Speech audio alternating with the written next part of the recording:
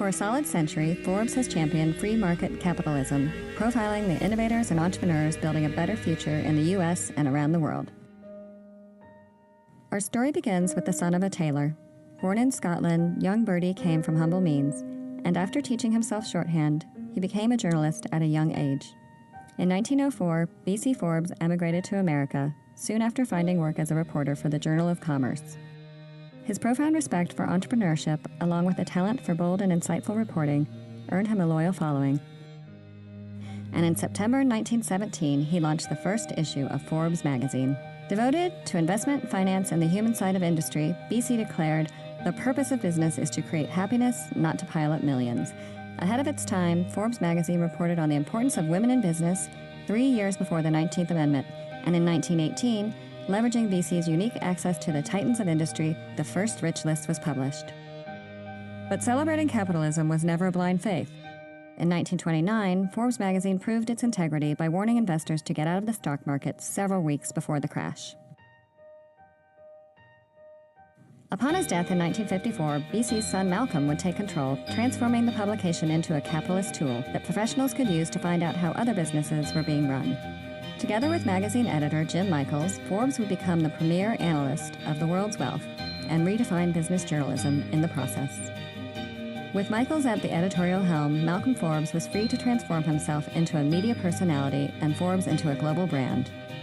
He exemplified the good life, throwing lavish parties for the famous and powerful, entertaining corporate titans on the family yacht, and hosting dinner parties with celebrities. He became an art collector and amassed a real estate empire. He also became a renowned sportsman, leading to his famous friendship tours with motorcycles and balloons. I come to you, I hope, not as a crazy American, but as one full of friendship. Malcolm's pursuit of fun in the course of business became the embodiment of the Forbes brand and proved to be marketing gold. The magazine flourished, and in 1982, Forbes released the Forbes 400, a 400-person ranking of the world's wealthiest individuals. At the time, it listed 13 billionaires.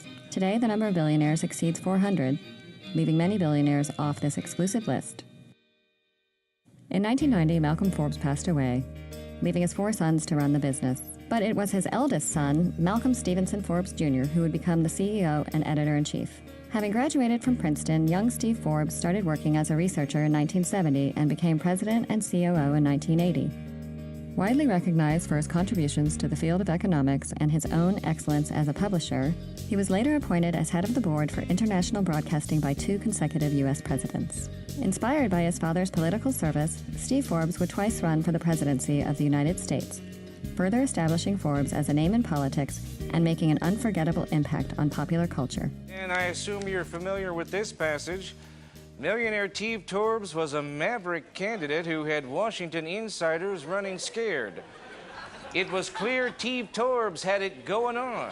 That's wonderful writing. Mr. Forbes, many people have suggested that you're the author of the book. Well, that's one way to interpret it. I mean, the description of the character kind of fits my profile as a virile, charismatic leader of men. Forbes magazine was now among the most widely recognized brands in the world, launching its first foreign language issue in 1990, and eventually expanding to over 37 international editions, including a large media business in Asia. By the late 1990s, Forbes was among the first publishers to embrace the internet by launching Forbes.com. The following years saw the worlds of business and finance collide with a tech revolution that attracted more and more consumers. In 2008, the world experienced a financial crisis unlike anything since the crash of '29.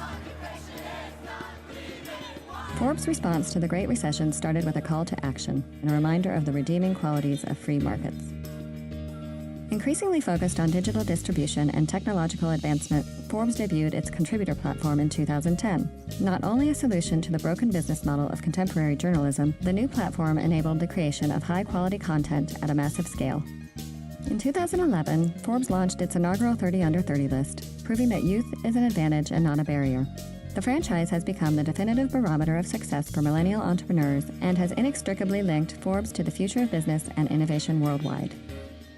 In 2017, to better serve the accelerating demands of a digital audience of more than 55 million people, Forbes unveiled a new mobile-first experience, a progressive web app created in collaboration with Google and the latest in an ongoing roster of publishing firsts. For 100 years, Forbes has been sharing stories of business success, how people achieve it, and what they do when they have it. We've remained a powerful voice of media leadership and technological innovation. Whatever lies ahead, we'll be there, continuing our long history of journalistic integrity, boldly focusing on the future of business around the world. You've shared this purpose with us for the last century. Join us for the next. This is Forbes at 100.